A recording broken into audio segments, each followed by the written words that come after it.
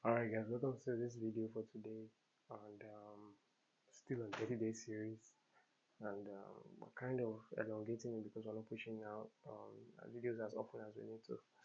I can do like 10 videos in a day, but for some reason, distraction and procrastination. So that's what this series has been teaching me, as you know, consistency. So, and I think I spent too much time on TikTok. And TikTok creates this crazy loop of, oh, that's a nice idea. I think I can use it for something. And I bookmark it, and oh, that's a nice idea. I think I can use it for something. You get, so you have this dopamine hit whenever you see something. You're like, oh, I think I can use it for something. Let me bookmark it. And it's like a crazy cycle. You feel like you're learning, but time is just flying by. So it's kind of scary. Um, I feel like I need to ban TikTok for a while and just see how I spend my time. I feel like it won't be more productive if I was spending that much time on YouTube, I think, as my go-to social media. I've deleted Instagram by the way, and I think that's been helpful. I never really saw much use of Instagram anyway. And when it came to Snapchat, I never really bothered myself. Alright, so that's it about social media apps and stuff. So the video we're doing today is basically about the concept of kings and queens. Should I call it kings and queens? Kings and slaves, I think. And not everyone you see in life is actually, I don't know, it sounds like a weird type of topic, but you have to realize that people's wealth does not determine whether they are a king or a slave. Do you get? Um, King and slave is a game of power.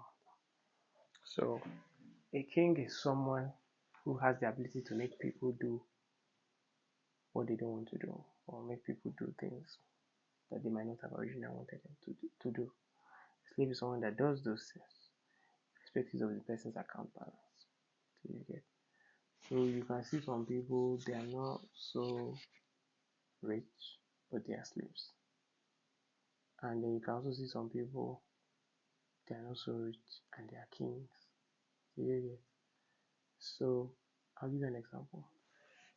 There's someone who works, let's say works in a company, they pay him a lot of big salary, but he has enslaved himself to a lifestyle, and so he's somewhat like a slave to his oga.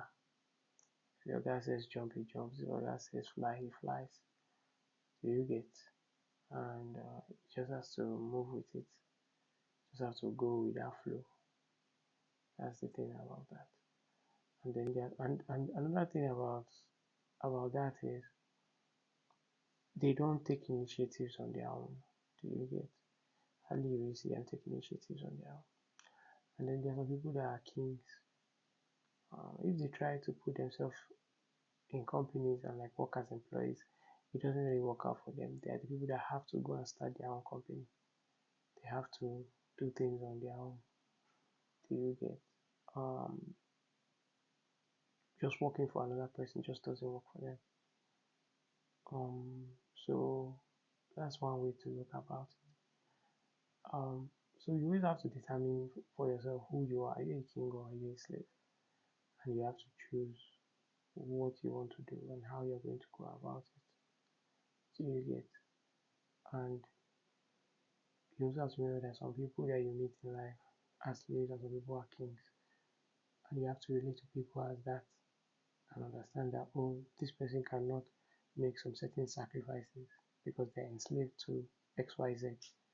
It could be anything. It could be slavery to substances. It could be slavery to the workplace. It could be slavery to anything. So that's the importance of having Christ as well. Because when you have Christ, you are not slave to anything except God. And knowing that if you're not a slave, you're a son. So you're a child of God. So it's always important to have God by your side. That way you'll never be a slave to anything.